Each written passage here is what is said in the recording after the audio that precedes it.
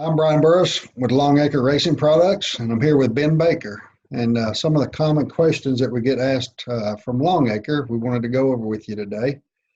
One we're going to start with here is our 4-post battery disconnect switch. Most commonly, questions get asked from pavement late model and some dirt late model guys of how to wire it. And Ben will walk us through how to wire this.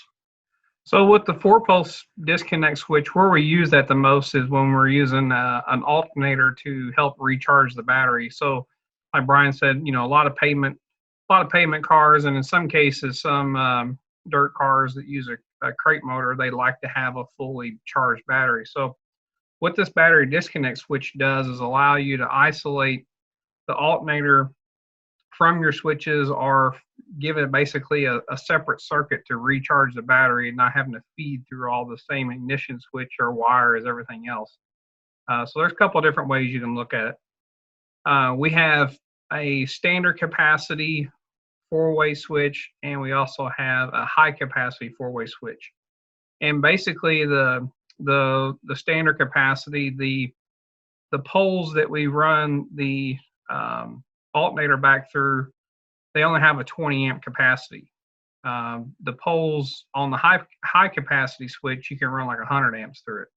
And so there's a lot of difference in size and capacity from that. So that's what you need to look at is, if your alternator is putting out 50 amps, then you need to make sure you run the higher capacity switch. But both of them, they wire up pretty much the same. So we've got this little instruction diagram on our website you can take a look at. But basically what we want to look at is on the battery disconnect switch here, you've got a terminal at 12 o'clock, 3 o'clock, at 6 o'clock, and at 9 o'clock.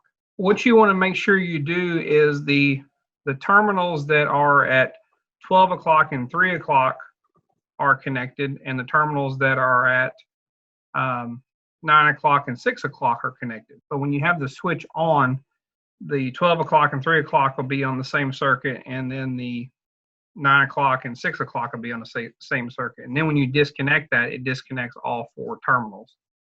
So ideally what you want to do is run one battery lead to, say, the 9 o'clock position, and then the post at the 12 o'clock position can run to your alternator. And that will just charge the battery through that circuit between 12 o'clock and 9 o'clock. Now, then you can run a line from your battery to the 6 o'clock position, and then you can run off of the 3 o'clock position. You can run your ignition, your starter button, your starter switch, to your solenoid, to your lights, to accessories. So you keep that circuit separate from the alternator. That way it doesn't backfeed everything.